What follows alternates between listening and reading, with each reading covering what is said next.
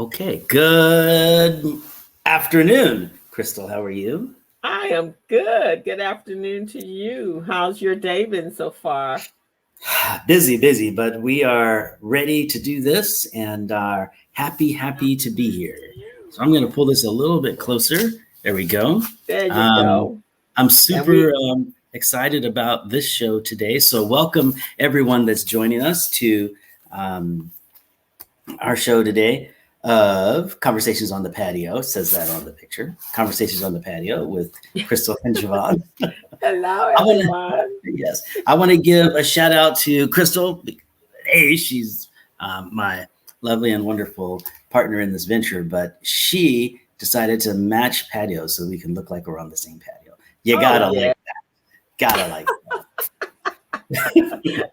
I want us to be. We sitting on the patio. The sun is shining. We're There in you go. We're in Southern California. Hello. We take advantage of the sun whenever we can. While Whenever we can. everybody else is getting ready to get hit with snow, we Yes. still got some sun. There you go. There you go. And we pay for it dearly. I don't need to get into that. But I have threatened to write my congressman on several occasions. But it takes a lot, Jevon, to pay for sun. I guess it does. I'm finding that out. Yes, it does. Okay, so I'm super excited about today's show. I think I said that because of this one little jewel that I have, and you might look at it and go, "Really? That's what it was." But I think it's an awesome idea, especially for lots of your clients. So, without further ado, I'm going to read your bio, and then let's jump right in. How's that? Okay, I love it. Okay, so first of all, Crystal Mitchell, thank you for being with me in this venture. Crystal is a business coach and consultant, CEO of Mitchell Business Solutions. She's the co-director of Recycling Black Dollars, a co-host of The Business Zone with Crystal and Gilbert, a weekly online radio show. Oh, ours is weekly too. She's the other weekly radio show. I know. Yeah, she's an instructor. Diverse. There you go. She's an instructor at Mount San Antonio Community College, a certified network for teaching entrepreneurship instructor, and a QuickBooks Pro Advisor financial strategist. Welcome, Crystal Mitchell, and thanks for being on my show. Thank you so much, Yvonne. I look forward to our Monday session, our Monday podcast, talking about our retirement and everything that goes along with that on the patio. Heck yeah. Yeah, it's important, and we're bringing good information to the audience and to people who don't have these conversations like you and I do, or anybody in the finance industry. This conversation is regular for us, but not regular for everybody else. That's very true. Very true. You know, on one of these shows, I would like to go back to some basics. I was talking with a gentleman Wednesday, I want to say, and he asked me essentially, what is the value of a stock and why does it go up and why does it go down, and what a mutual fund is and who decides who gets paid and how they do that. And he actually wanted to know what Bitcoin was and how it's valued, which I thought was very interesting. And some of the things that we take for granted, you know. So I thought we should do a show on some basic things like that. What's a stock? What's a bond? What's a mutual fund? How do they work? How do they work inside your retirement plan? How to use them to your advantage? I think we should do that. So maybe in a couple of weeks, because I know we've got some special stuff coming up. Yeah, we got a special guest next week. I like that. And, you know, it's so funny since, I've been, on my multiple podcasts that are on the air. So when I go to social events, like I was at one Saturday night with, it was all ladies. We were with fantastic time on my tribe, and we had an awesome time. So I'm sitting at the table and we're talking about some other things. So Tanya Mackey, she was there. Remember Tanya? Tanya was on her show. So we were talking about I'm going to speak at her event, Women Worthy of Wealth, on the 21st. And so we were talking about pathways my talk is going to be on pathways to other streams of revenue you can create. Right up your alley. Right up my alley, right? And so another young lady was like, "Hey, that sounds interesting. I'd be interested in doing that." She goes, "Because this year I really start focusing on investing." And so then the conversation shifted, and that's what we start talking about. So what platform are you buying your stock on? And then she was like, and I said, "Yeah, I just bought some stock to this IPO that just went public last week." And she goes, "Yeah, what do you think about this company?" So these are not conversations I normally have with regular people. So that's what we want. To be in a social setting and someone's like, "So what's your stock portfolio looking like now?" Talk about getting personal. Oh my goodness. Wow. Okay. But that's the conversations. We want to have those conversations, right? Yes. Well, I guess if you're going to be on the patio, that's a good, because we as financial advisors, especially from the retirement background, we sort of shy away from that unless you're in the office and we have lots of disclaimers that you have to sign in blood. But I suppose if you're on the patio with your buddy, that's a totally different situation. That's a whole conversation. You just having, you're not disclosing any information. You're not telling them, any super deals that are about to happen, right? You're just saying, so, what's your, and this is a conversation, I think, when you're not super wealthy, people have these conversations, or well-informed individuals have these conversations, but the regular average Joe is very afraid of the stock market. And I think you're right. They don't understand it. Yeah. Yeah. So having baseline conversations, I think would be great. Well, great. We will definitely do that. I don't think I'm going to get into what your portfolio is, but yes, we will definitely just know that I have a little bit of one. Oh, you got one somewhere. That's cool. It's always good. Always good. Okay, let's jump right in. There's some folks that I'm sure want to hear about this. Crystal, you were so good to send me an article about how to get out of a retirement plan. And so I read that and I thought, let's turn that around just a little bit. So I want to talk about the 5 ways to remember when you are thinking about getting out of a retirement plan. Okay, so the first one is, if we're thinking about retirement, we want to stay in the plan as long as we can, because, and we've got a couple of reasons why along the way, but the big reason is, while your money's in the plan, you're still taking advantage of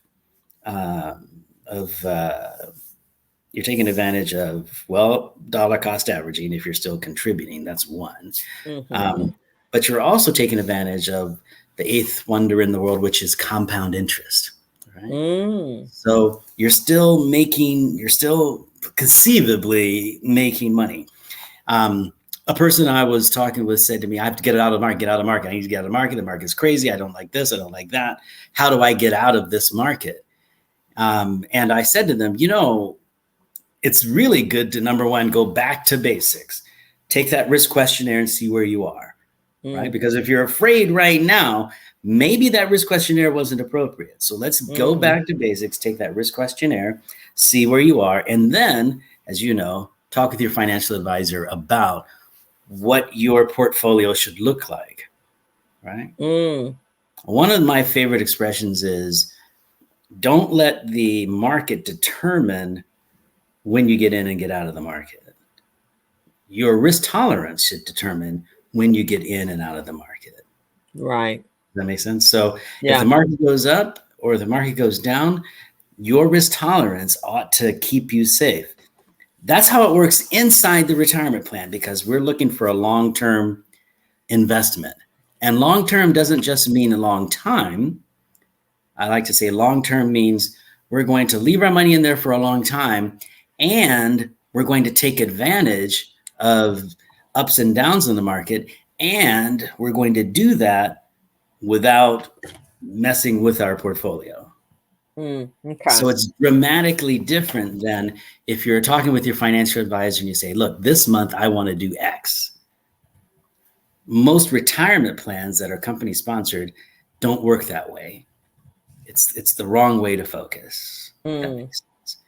So the number one thing is stay in as long as you can, which means, okay, if you reach that point of retirement and hopefully you're talking with a financial advisor, don't be surprised if she says to you, okay, we're going to take this amount of money out and we're going to do this with it. But the rest of the money we're going to leave in your IRA or in your whatever account. It could be your 401k, whatever it is that you folks decide is going to be appropriate. We're going to leave that money there, but we're going to take this money, we're going to do this with it. It could be we're going to take this money, we're going to buy an annuity. We're going to take this money and we're going to roll this into an IRA, and then we're going to take part of the money out of that IRA, and then we're going to do something else with it. So I know we're going to get some questions. I'm going to get to them, but the point for number one is leave your money in as long as you can. If we could go back and real quickly go to don't be this guy. We've said it before, but the worst thing you can do is get to the age of 65 where you retire from your company and then take that money that you've saved so much up and scrimped and scraped, put that money in your bank account, and then call your financial advisor. And why would that be the case?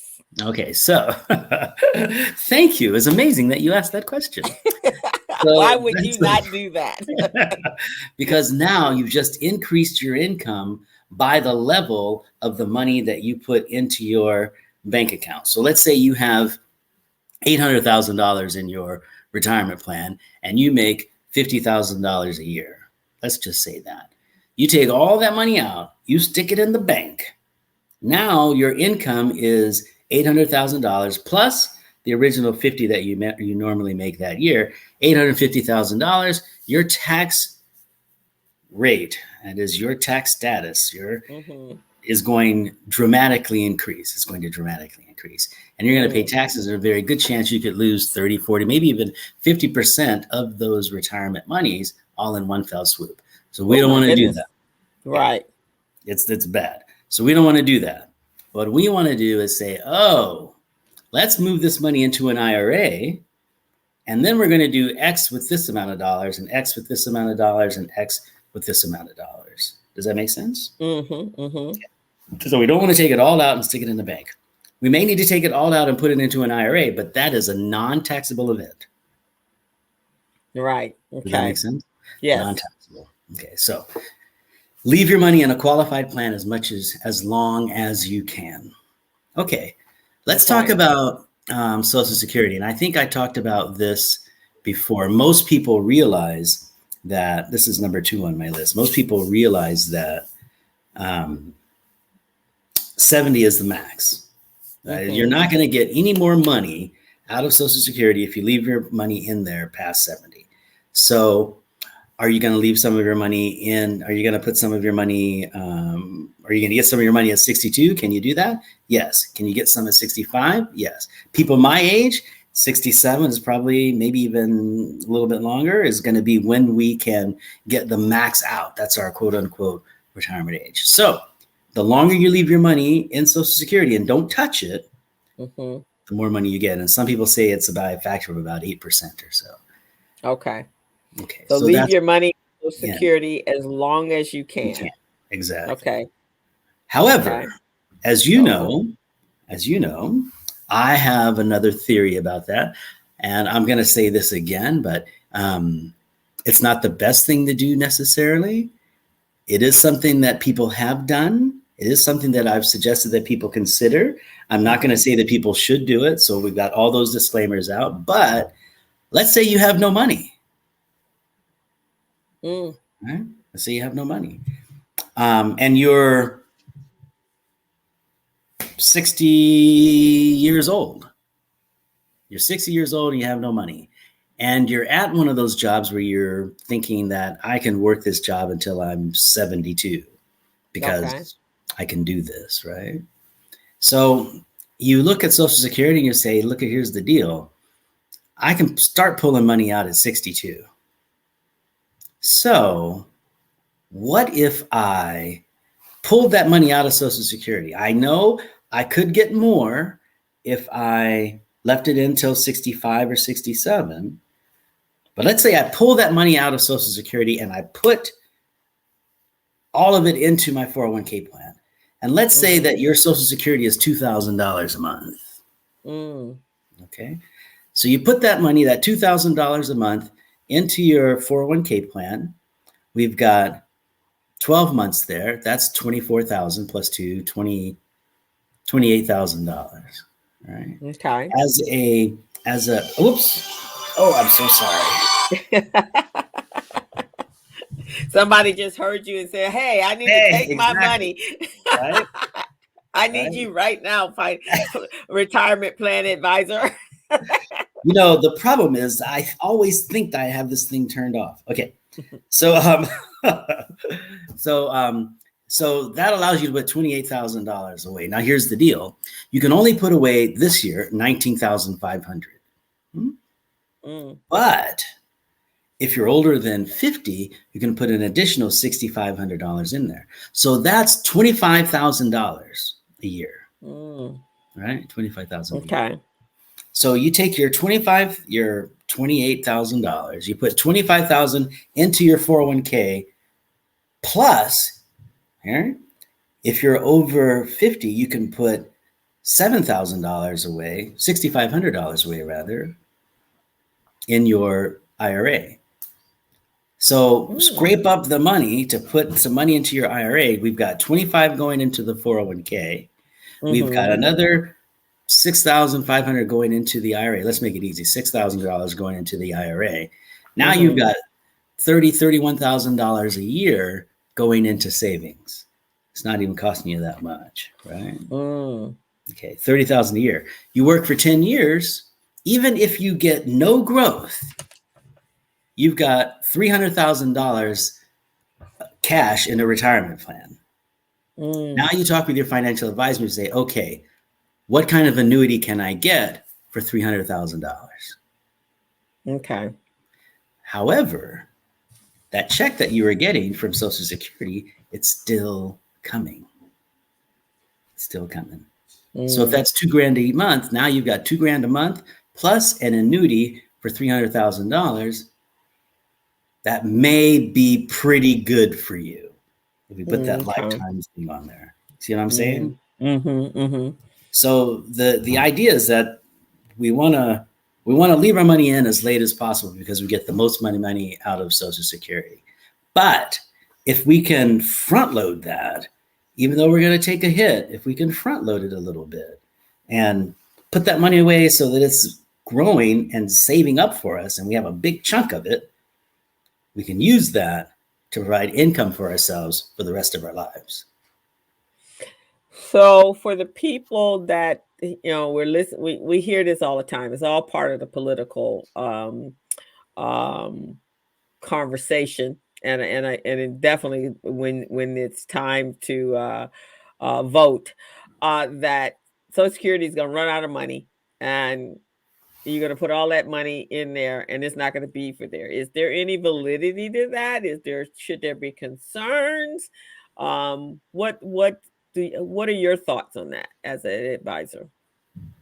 Well, I think this is a good conversation for a beer after the show. Okay. Just an overview. Just we can have this later. But let me rephrase that. Should people be worried about that? Again, a great conversation. I would say right? If I had that answer, but I think, and I've read some of the reports that say that Social Security is going to run out of money in 2037. They have to, if they keep it the way that it is, and that something has to be done. I think that the oldest population in the country is not going to let Social Security go to the dogs. Okay. I just don't think that's going to happen. Okay. The oldest population in the country votes, and they're not going to say, hey, we paid in, we're not getting anything out. No, that's not going to work. So I think something's going to happen. I think Okay. they've got a few choices, right? Those folks that make these kinds of decisions. I'm not one of them, but I think they have some choices. Number one, they're going to increase that retirement age, which we see. Number two, they can increase the amount of money that you have to put in, right?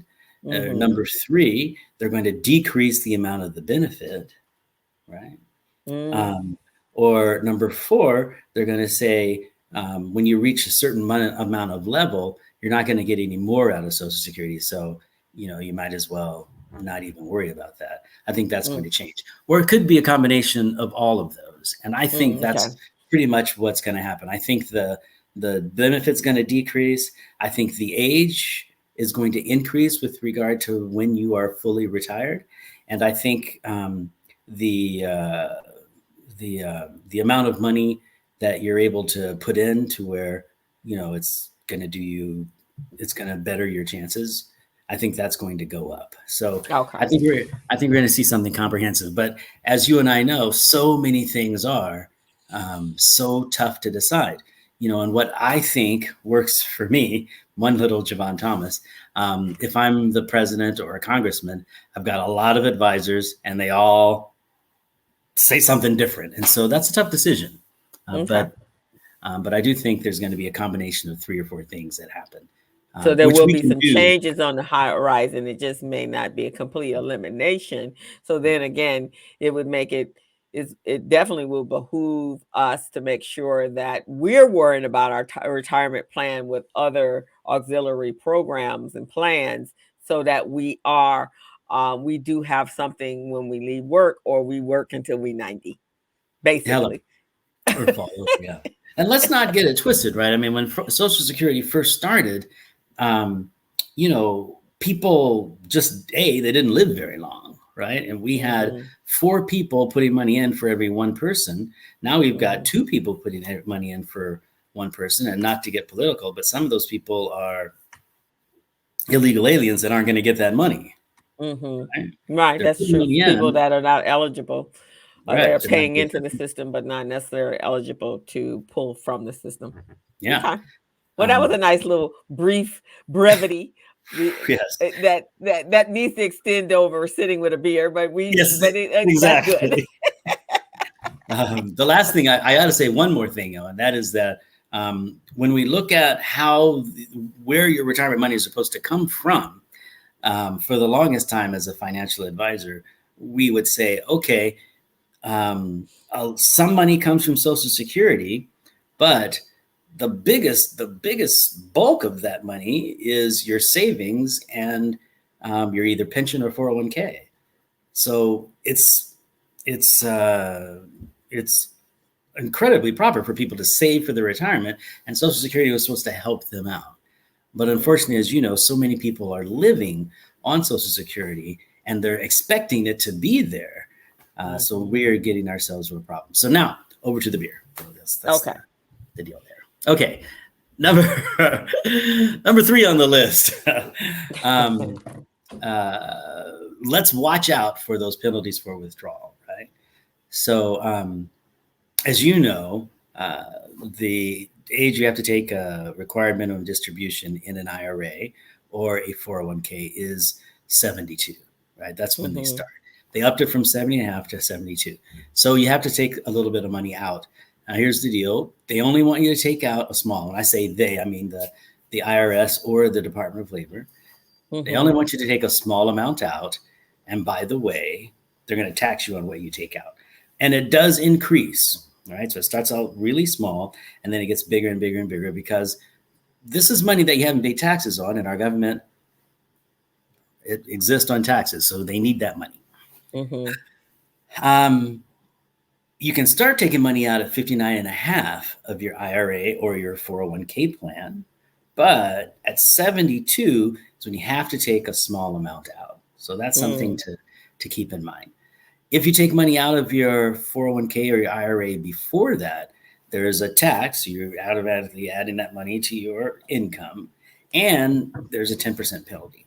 So you want to use that as a long-term savings. Have you had people experience that where they take money out? Let's say they want to start a business empty their 401k at 55, pay the taxes, and then use the rest of the money to start the business. That's horrible. That's absolutely horrible. In fact, I have several clients that have come to me when we're talking about startup monies, because obviously new businesses don't have traction. So it's very difficult for them to get a loan based upon the business. And the business is not, doesn't have a credit track record yet because it hasn't been established and it has no track record. So usually they're looking for, their own loan, their own monies that they're going to invest. And most of the time people are like, okay, well, this is my second act, so I am going to pull money out. But I usually say, make sure you're speaking to an advisor or a tax advisor before you do that, because what happens if the business fails? Because that's like 2%, 95% of the new businesses within the first 5 years can fail, right? So you pull money out of your 401k, you have a tax penalty. Now you owe money. Yep. Your business fails. So now you have more debt. Yep. And so make sure that before you do that, maybe you have some conversation with someone, not knowing that, okay, maybe a loan is a better, and then make sure you're replacing it, right? So maybe a loan is a better movement, so a better strategy. But yes, I've had people say that to me. Yeah, exactly. And that goes back to what I was saying before. Startup capital coming out of your 401k as a loan is a good idea, right? Or let's say it's not a good idea, but it's a lot better idea than a withdrawal, right? And because works. Now you're taking a loan for yourself, from yourself to yourself, but you just have to make sure you're setting up I would say, and you correct me if I'm wrong, set up a plan to put that money back. Just like you're going to get it from a bank, you still have a monthly payment plan or something to put it back. Yeah. So remember though that the real kicker here is that you can only borrow from a 401k, or a 403b. You cannot, or a 459. You cannot borrow from an IRA is the point. You cannot borrow from an IRA. So if you take your money out of the bank and you stick it into an IRA, all bets are off, right? If you're over the age of 59 and a half, let's say, and you take that money out, you got to pay taxes on that money. So the way it works is you start your company and then you start a 401k plan, and then you roll those assets into that 401k plan that is yours now, right? Okay. And then you work out with the vendor when the payroll is going to be and how you pay that back. Usually they want it back on somehow monthly at a very, very, very inexpensive interest rate. When I put 401k, when I put plans together, we charge prime plus 2 points, or it's something really cheap. It's not onerous at all. Okay. But the deal is, it has to come from the 401k plan. So when we're thinking about starting that business and we need to get a little bit of cash, and I'm not saying we should do this. I'm not saying you're supposed to do this, but I am going to say you could do this if you talk to the right people. Right. Roll your money into that 401k for your company, take a loan from that, and now you have that 401k there. So you can pay back the loan monthly and you're paying yourself back at a little bit of interest. But you also can use that for decreasing your income when it comes to tax time, right? Now, that's the biggest problem with business owners, right? I need to look for something to depreciate. I need to buy some equipment. I need to da. Well, how about we just put some money into the 401k plan, hang on to that money while we're working our business, instead of looking for something to depreciate to reduce our tax liability. Okay. See what I mean? Okay. It's another tool. It's just another tool to reduce your tax liability. Right. And that's always, like I say, it's always a question when you're starting your business, especially if it's a product-based business and you need funds. to, I mean, initial funds is just getting everything trademarked, patented, and copywritten, Right. those and Right. structure set up, right? So a Yeah. lot of times, that could be a costly endeavor, especially the patent process of that could cost you some money. I think after that, once you get that done, then of course you can, and I always advise my clients that you can sell, have a strategic plan for selling and marketing, so you can then make up that money selling your product. But those initial startups, if you need equipment and things like that, yes, that would be a great use of those monies if there were no other funds available to you. But Exactly. let's talk to an advisor before we do that. Well said. Well said. Okay. The sort of the last one that I had on my list, Uh-huh. we can talk about for a little bit. But before we do that, let me read your bio one more time because it's Okay. halfway through the hour, and I think the last time I forgot about you. So, Okay. everyone, joining me today, as usual, is Crystal Mitchell. She is a business coach and consultant. She is the CEO of Mitchell Business Solutions. She's the co-director of Recycling Black Dollars, also co-host of The Business Zone with Crystal and Gilbert. It's another weekly online radio show. She's an instructor at Mount San Antonio Community College, a certified network for teaching entrepreneurship instructor, and a QuickBooks Pro Advisor financial strategist. Thank you, Crystal, for helping me with this show. I am so happy to be here. Good deal. I'm Jevon Thomas, a licensed retirement plan advisor. We've got two more things that we want to spend a little bit of time on with regard to things to consider when you're using those retirement funds. So I want to review the ones, and Crystal's got them on our screen here. Number one, leave your money in the plan as long as you can. Do that. Number two, leave your money in Social Security. That is, leave that there as long as you can, but understand that right now, right here, 70 is about the limit, right? You're not going to leave your money there longer than that. And the last is watch out for those penalties for withdrawal. Incidentally, one of the things we talked about was the required minimum distribution. Please take care of that. Most companies, in fact, I've never seen a company that doesn't, will actually send you a notice to say, hey, your required minimum distribution is coming up. We're going to calculate it for you. So look for another letter from us. And then they'll contact you again and say, hey, here's your required minimum distribution. How do you want us to send it? Now, there's something kind of funky about that required minimum distribution. The first one is if you are an employee of a business. So let's say that you decide to work for someone else and they have a 401k plan and you're figuring out, should I still contribute because I'm now at the age of 72? Let's just use one of those extreme examples. You're 72 and this is your passion now, but you happen to be working for someone else.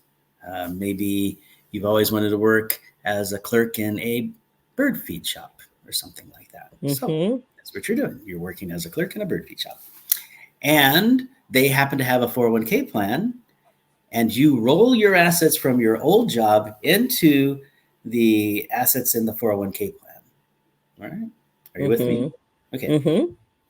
Ordinarily, at the age of 72, you'd have to take a required minimum distribution, but it is an option if you are employed by someone else. Okay. Employed by someone else. If you are your own employer, it doesn't work.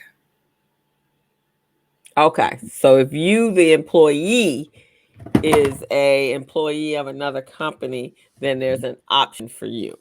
Yes. But you, the company owner, the business owner, is not an option for you. Okay. No, you got to take that 72. So this happened to someone very close to me. They reached the age of, this was back in the day when it was 70 and a half.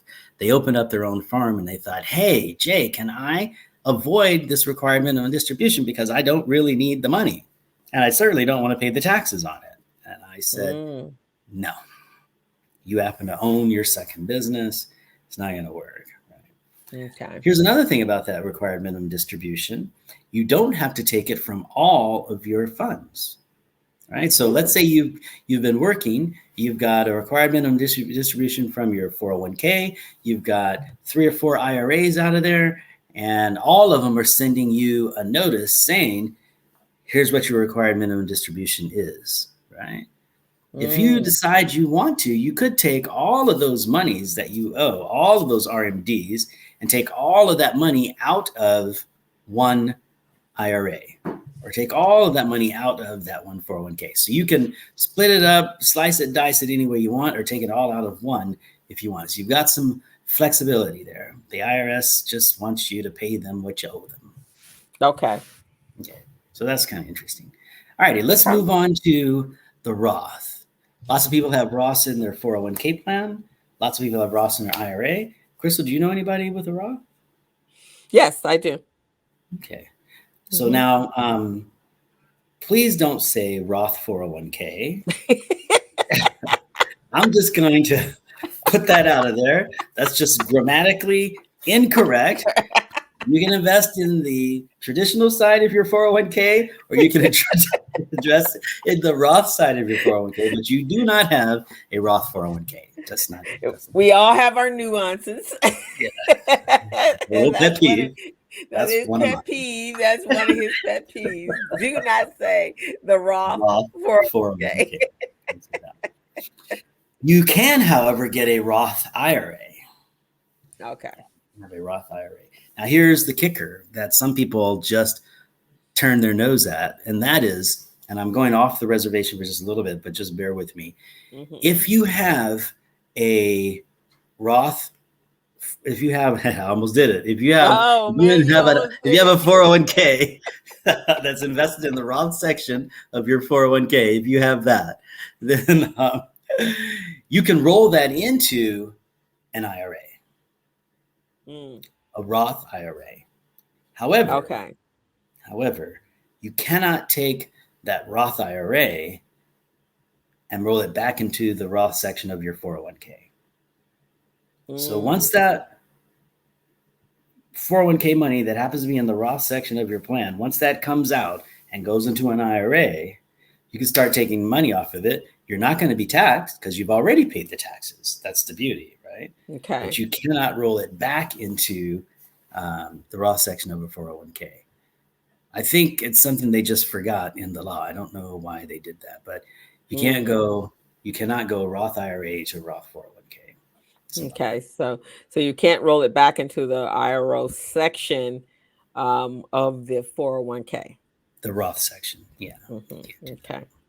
Yeah. But the good thing is, once you reach the age of 59 and a half, you can start taking money out of the Roth section of your 401k without penalty and without taxes.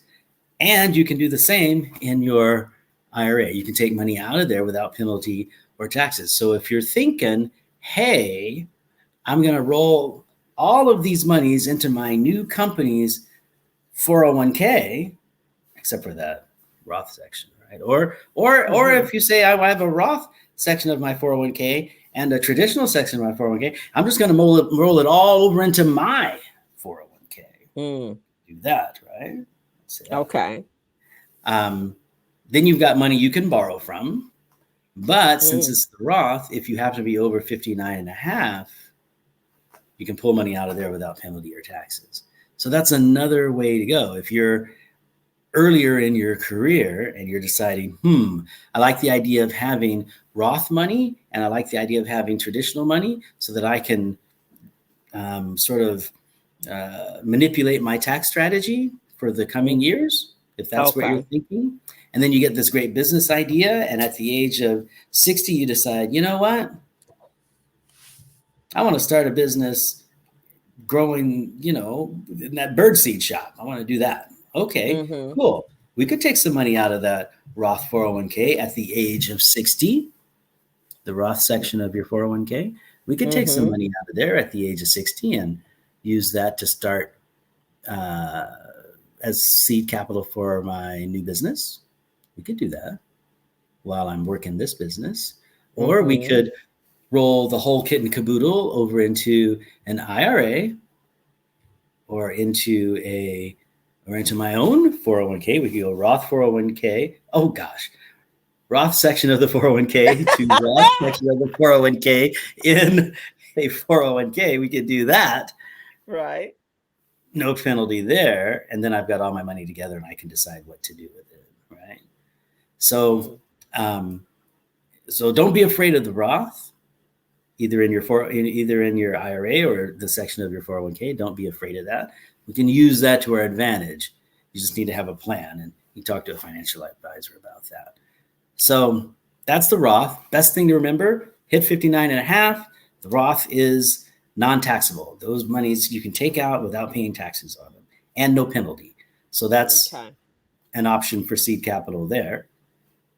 Right? Right. Yeah. Think about that. No, that's excellent. And so if any of you, and so many people, again, because unlike our ancestor or our parents and our grandparents, their concept of retirement was, okay, I've worked 30, 40 years. I've worked 30, 40 years at this business.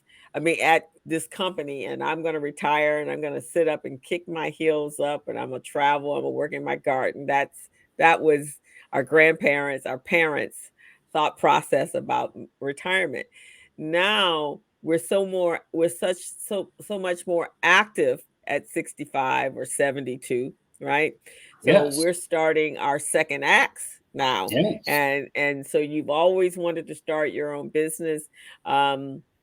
Your job did not allow you allocate you that kind of time to do it after, or a side gig, right? Not in that day, because most of your monies had to go to take care of your household. So that you were focused on that. Now we're a different grouping of people, right? We can have side gigs that or our passion projects, and we can do those at home in our spare time, on our weekend time. And so by the time we're retired, we're ready to launch a full-fledged business, or a business that has been operational but on a part-time basis. Now we're like, hey, I'm ready, right? We're writing books. I have clients, Jevon, that they are literally into their third act. They may have retired and started at a company early, retired in their 40s. Now in their 50s, they worked at another company, got another retirement there. Now they're like, okay, this is my time. This is what I want to do. This is my business. I have the money. I live comfortably. But, how do I want to use that in order for my third act? So we're working well up to our 80s now. And if your health allows it, you're enjoying it now. Yes, exactly. Yeah, I think that's very wise to say. That's spot on. Spot on. I have a friend. His name is George Frazier. He runs an organization called the Power Network, and so he's in his.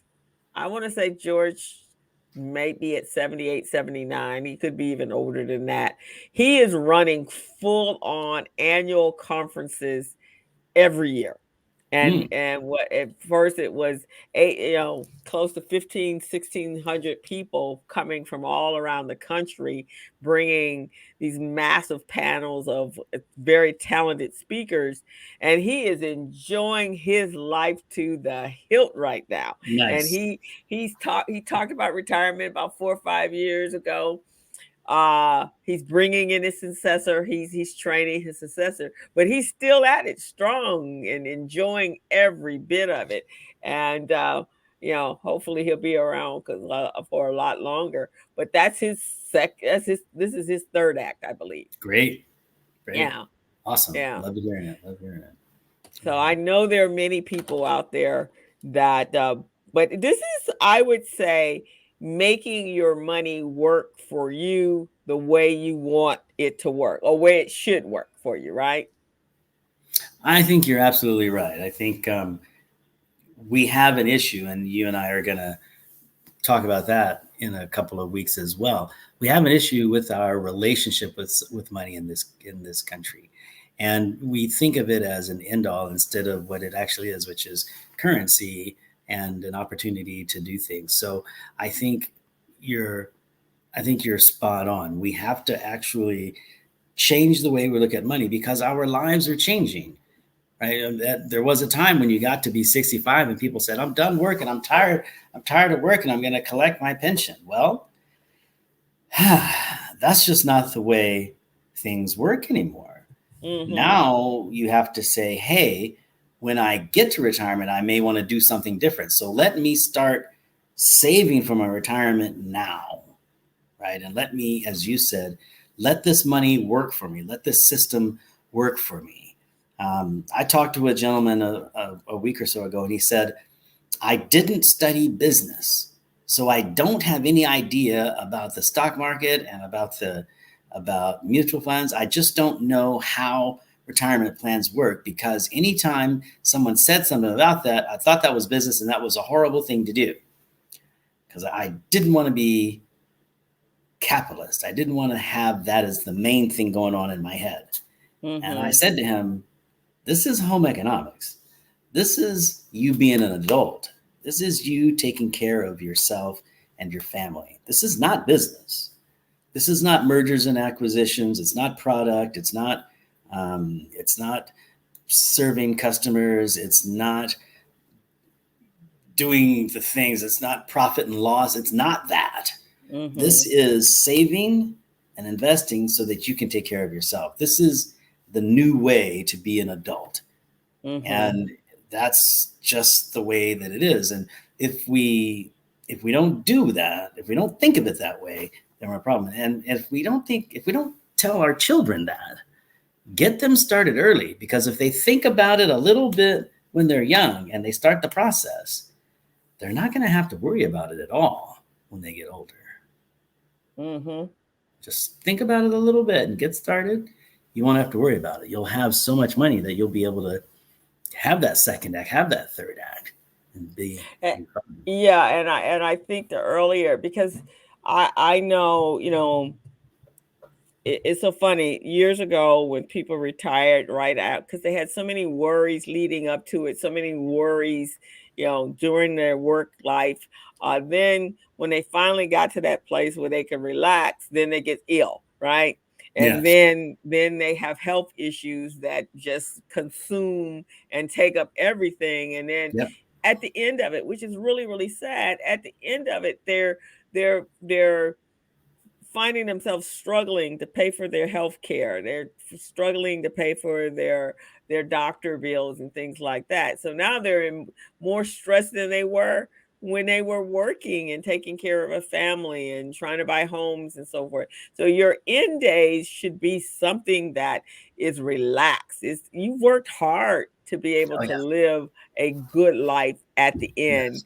And when it is time for you to leave this planet, you have memories from all aspects, every segment of your life. But then it's really sad to get to that other side, to have worked hard. Wow, I'm relaxed. I'm ready to retire. I got money, and then I get sick, and then all my money's gone again. It just seems like, what was the point, right? Yeah, we see that, time and time again. We have those unfortunate things that happen to us, but they happen to us all the time. And usually, if you have enough money, you can survive those.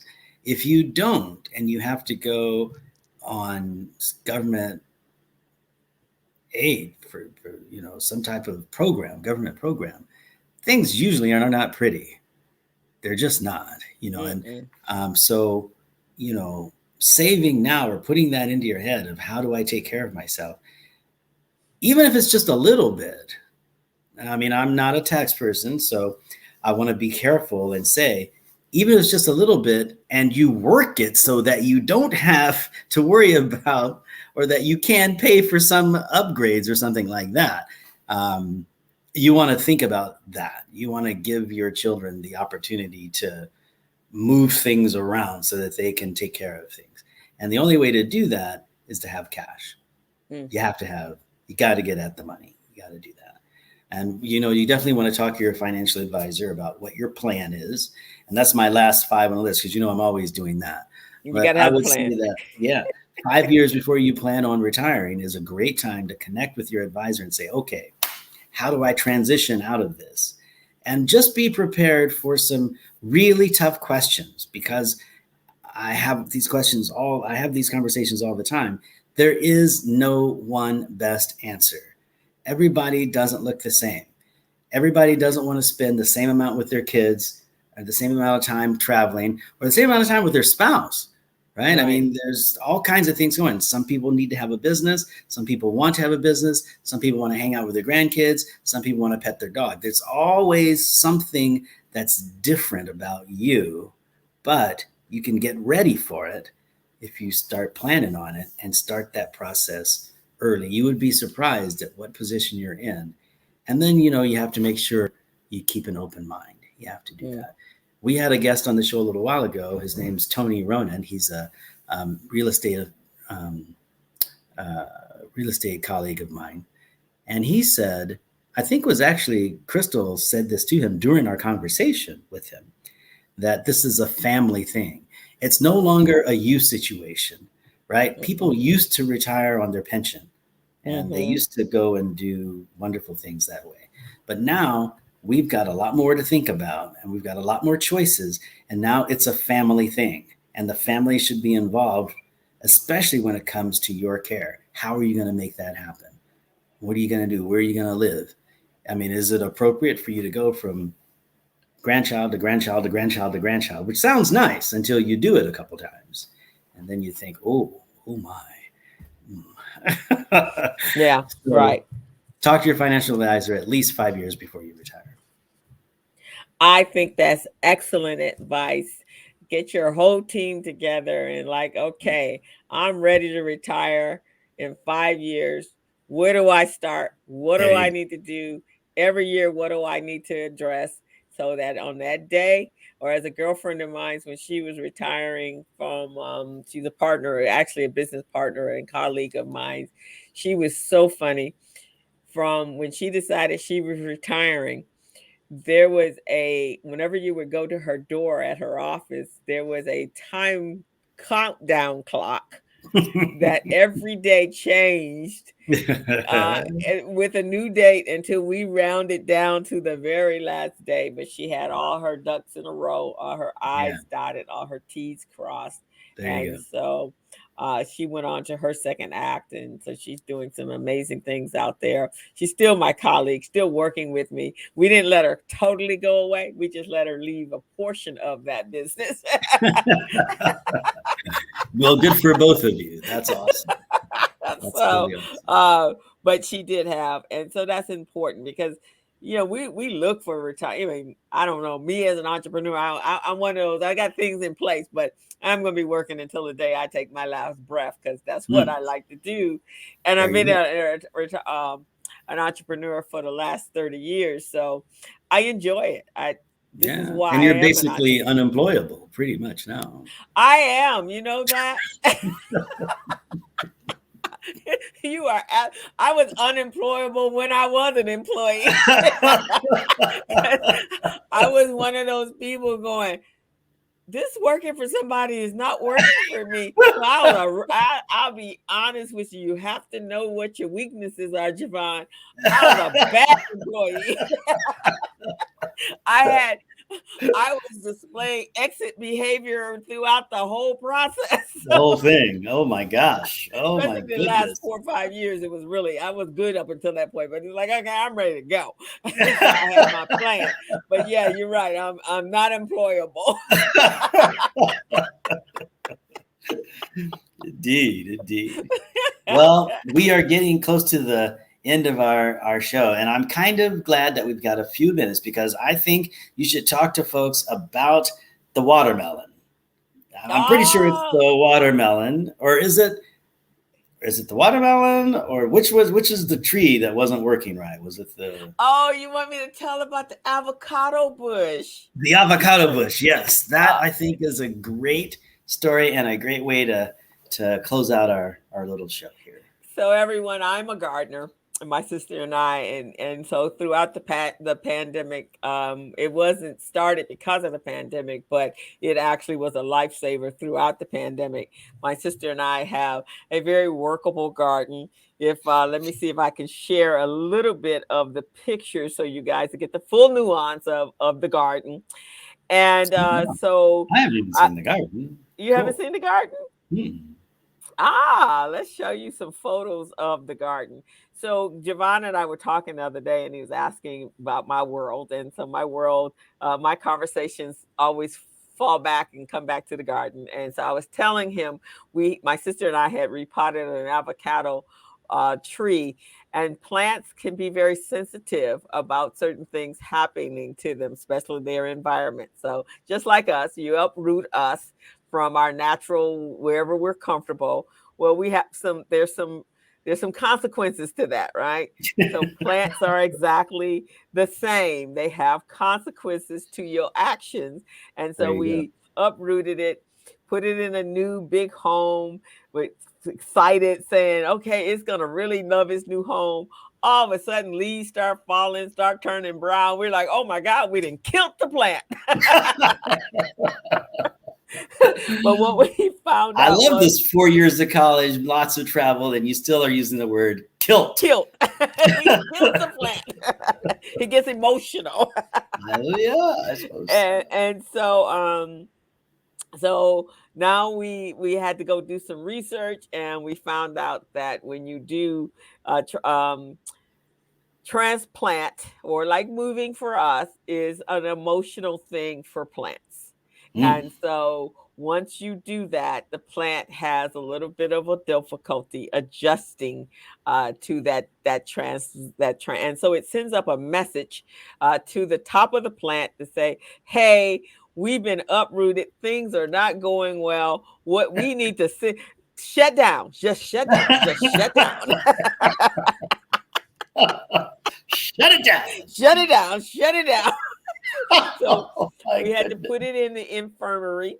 We had to cover Oh, it up, wow. and then we had to pamper and love on it. I had to water it every day, come by. And when I looked at YouTube and looked at what you need to do, it told me that I should water it. And I'm going to share now, if you don't mind, a little bit about the garden so you guys can see Oh, the hey. garden. Can you do that? Even do I need to share something? No, I got it. Oh, okay. And now you need to let it in, though. Oh, okay. There That we go. is the garden. Wow. Look at that. Oh, you've got a lot going on there. We got a lot going on. So we just cut watermelon. We have Is that corn over there? Look Oh, at that wow. corn right there. And so greens, that's the corn. Yeah. And so this is this is our garden. This is Nice. when I get off calls, that's garden ready corn. Corn was excellent. We just ate our last little Is that bit of okra? corn. That is okra. You eat okra? That is okra. Okra is very prolific. It is growing. We take out 4 or 5 different okras every day. And then Wow. that's jalapeno peppers Oh, wow. and Javier peppers. And Javier? that is the watermelon. Yay. Yay. So we just cut a watermelon. I haven't put the pictures up yet, but I just cut not that watermelon. There was another one that was growing, and it was really wonderful. Strawberries. Oh, wow. Look at you. Yeah. So zucchini, a zucchini plant. And that's so these are the pictures. And when I go out, people go, I just love your garden. I'm like, huh? People are following my garden. That's great. That's great. So it looks awesome. That is our urban garden in our backyard. You know, that's something else that's cool. I hate to interrupt you, but I just have to. It's an urban garden. It's not like you live out in the country someplace. This is It's like your, right smack dab in the middle of Los Angeles. yeah, that's In the really cool. backyard that is completely concrete. So that's our Okay. guavas. And so that is the garden. So Yay. consequently, we had to put I was afraid to take pictures during the infirmary period. So, but I will take some pictures to show you that and share that on the next one, another show of Great. how the avocado plant is now thriving, leaves turning Nice. green. Nice. It's enjoying its new home, but it was Yeah. a little tragic in the beginning. Well, I think you're also being a wee bit modest, Crystal, because you actually had to show a little love on that plant. Now you had to talk to him and I had encourage to him. Is talk it a to he? it. Is it I a had to, she? Do you know? yeah, I had to say, "Come on, baby, you got to grow. We sorry, but we knew you needed a new home." Yes. There you go. There you go. I think So, avocados, they need the wind, right? Because they have like male and female avocado trees, I believe. Is that not the case? well, they are. So that's even the corn. So the corn is a self-pollinating plant, which means that you don't need insects to transport the pollen from place to place. So with the Okay. corn, the stalks grow and the tassels fall down. So you have to see. I've learned all this amazing stuff. So if the apocalypse come, so you can really come on over to our farm because we're gonna make sure you get fed. There you go. Okay. So you have to plant your corn stalks close together. So when the wind blows, it shakes down the tassels, which then pollinates the plant. Unlike like watermelons actually need the bees. Zucchini needs the bees and other and the other avocado, does that insects. need? How about the avocado? Avocados, yes, they will at some point produce a flower, but the guava did not need it. It just produced some beautiful flowers one day, and the next day we had guavas. So strawberries don't need it because their plant, when they produce a flower, the strawberries coming up through the center of the plant. So it's not like producing it externally from the plant. Oh, from the flower. That's amazing. From the flower. Wow. I know. That's amazing. You know, what's actually amazing is this is how we got this whole thing started. I started asking you about your drama and my drama. I'm sorry, not your drama, your garden flowers and my garden drama is what we were talking about. Well, Crystal, it has been a pleasure. Thank you for that garden interlude. That's just wonderful stuff. Welcome. Definitely for conversations on the patio. We are out of time, actually. So I'm just going to read your bio really quick one more time and say Crystal is a business coach consultant. She's the CEO of Mitchell Business Solutions, co-director of Recycling Black Dollars, co-host of The Business Zone with Crystal and Gilbert. It's a weekly online radio show that I would encourage you to take a look at. She's an instructor at Mount San Antonio Community College. She's a certified network for teaching entrepreneurship instructor, and she's a QuickBooks Pro Advisor financial strategist. Thank you so much for joining me, Crystal Mitchell. It is always a pleasure. Thank all of you for tuning in, and I'm going to let you get the last word there, Crystal. Thank you, Jevon. I appreciate it. I look forward to these, and this is good conversations on the patio today. You know, very valuable information. So I want to thank you for giving me the opportunity. And you guys come back next Monday at 1:00. We got a great guest coming in to talk about Medicare and everything. Super cool. About turning 65 and applying for your Medicare that you worked hard for. She's going to give us some great tips and resources and to make that happen. So tune in next week. Her name is Jane Reese Wilkins, and she is a Medicare specialist, as she calls herself. So make sure you come back. share this video, like us on Facebook, and like us on at Jevon Thomas Retirement Plan, the YouTube channel, and we will continue to bring you this great information on patio conversations on the patio. Awesome. Thank you, Crystal. Have a great week. We'll talk to you again. Bye-bye, guys.